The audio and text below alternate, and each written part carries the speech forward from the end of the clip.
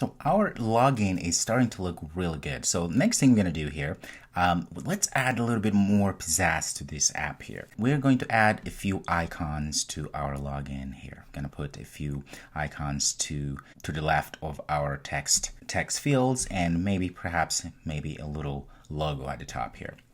So there's this website. There's a few websites online you can go and find, but there's this one called icons8.com. Here you can go ahead and find all sort of icons, either for free or the ones that you have to buy if you want to include in your applications that you're going to be distributing for money or something like that. So it's very important if you're using this website here to make sure that you're not taking icons that or you were supposed to buy, or maybe you have to give credit to the person who created that icon that you're using. So it's very important. Okay, so here let's go ahead and find, for instance, I can say logo of some sort. Okay, it's going to give us a bunch of different kind of logos. Let's find something that we can use. Maybe we can say Java. All right, so that looks good. Let's find, for instance, how about this icon here? I like it. Let's go ahead and say download. We're going to be able to download it onto our computer. So there it is. Show it in Finder. And you can see here, this is what I mean. So it says here, I apologize if this is too much for you, but it says here, we need your attention. Don't forget to include a link on each page that you use your icons. Okay, so this is what you need to do. Okay, so every time you are using somebody else's work, it's very polite and legal to make sure that you attribute and you tell the world where you got it from. Okay, but in this case, we're just testing things here, so this is all good. All right, so I got that item. So next thing I'm going to do is I'm going back to our project, and inside here I'm going to create another folder or package, I would say, and this package is going to be, I'm going to call this assets as such, and inside here that's where I'm going to get that image I just got, the logo, and I'm going to put it right there. I'm going to go ahead and say okay. Okay, so you can see now we have our logo image there. And you will see we will be able to access this assets folder or package inside of our scene builder here. How? Well, check this out. So what I'm going to do, I'm going to get an image here, image view, say image view, there it is. I'm going to go take it and put at the top right there. Now you notice there is too much going on. Let me just select all of this and I'm going to move it down a little bit, such like this. Okay, so once I do have that, I'm going to take my image view here, just put over there.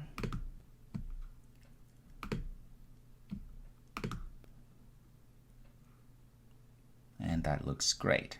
All right, so now you notice I have that image. What do you see in the properties here? You see this image property. I can click here. It shows the folders that I have on our project, because remember, this is synced and connected to our project. So I can go to assets and look at that. I have Java logo and put in there, and voila. Okay, I'm going to put in the middle such as that. Make it a little bit smaller, and there we go. Okay, so we have some sort of logo there. I'm going to save this, and I'm going to go do a little quick preview here. And voila. Very nice. So we put an image, the first one here. Next thing we're going to do, let's go back to let's search for password. So there is this lock here. Okay. How about this one? Let's try this one. I'm going to download this one. So let me go ahead and go back to our controller here, our project. I'm going to copy that password icon and put it inside here as well. Say okay. So we have it. And next, one more thing we need to go and fetch.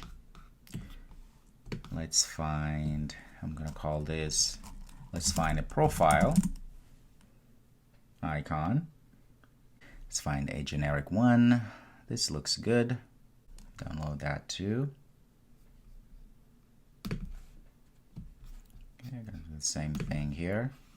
And I'm going to copy and put inside of our assets as such. Very cool.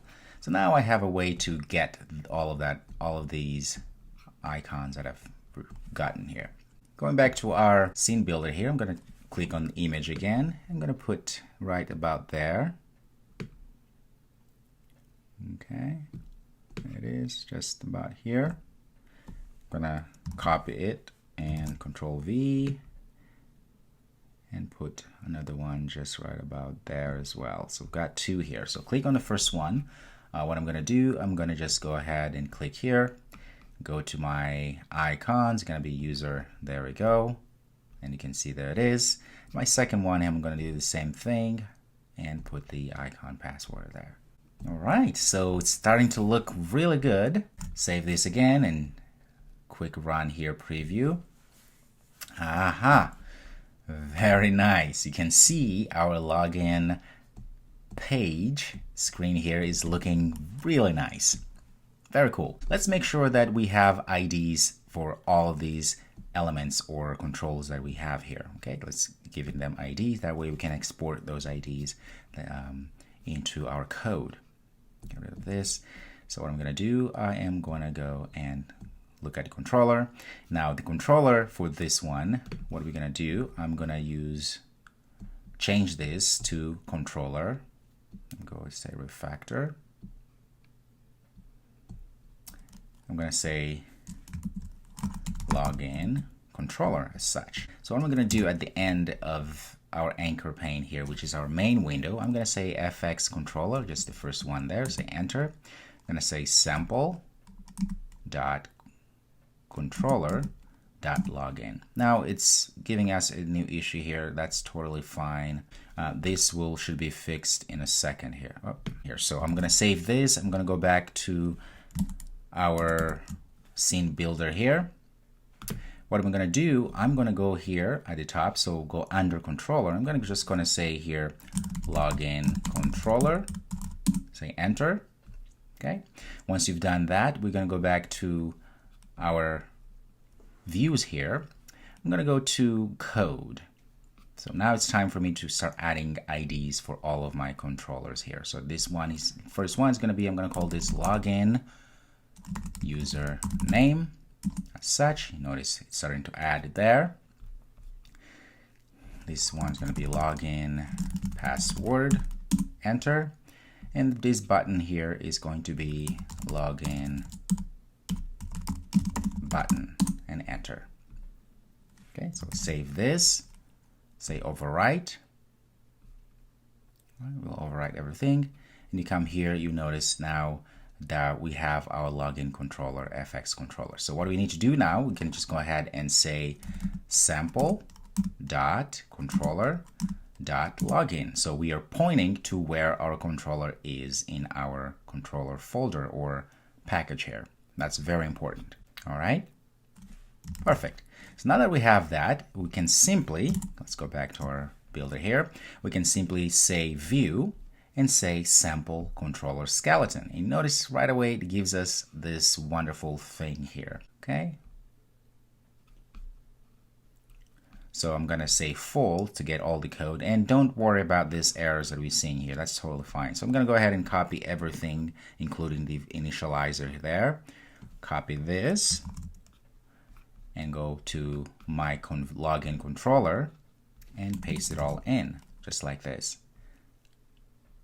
Okay, now we'll have to import, so say option enter to import all these things.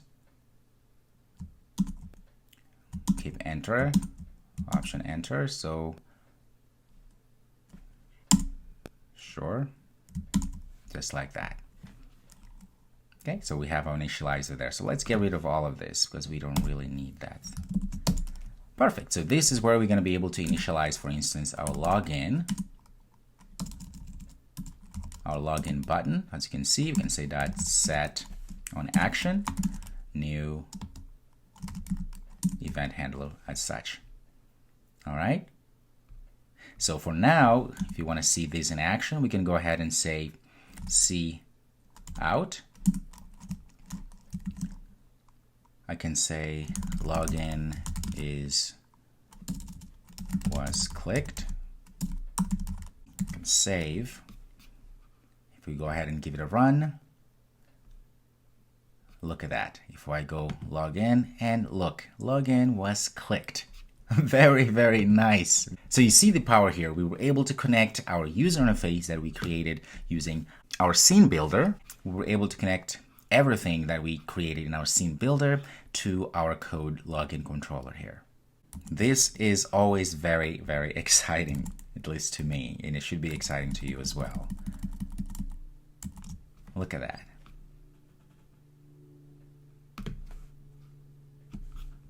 All right, very cool. Now that we're here, let's change the color of this to something else they can see, right? Because now it's just, as you type, it's just this dark color here. So let's go ahead and change that in code. So since we know how to access our text fields, we can simply just go ahead inside of initializer here. Okay, we can go ahead and say login username. We can say .setStyle. There we go. And I can pass here a string that is indeed, that's a CSS string that allows us to set color. So I can say fx, right? Text, inner color, colon, space, and then I can put the hex code here. For now, let's say A0, A2, AB. And I know these colors because I've been doing this for a little while here. I'm going to head and copy this and do the same for our login password as well. Okay. Now what's going to happen here is that when we run, it's going to call the initialize method, which will go ahead and then take the login user and set the style to this color here. So when we start typing, you will see that the text color is going to be different. Let's give it a run and see for ourselves. Okay, ready? Let's go. Hello, look at that. My name is, and so forth. Okay. Very nice, and you can do the same too here. See, the color now is different. Perfect. So we've done a lot here. So you can see even all of this.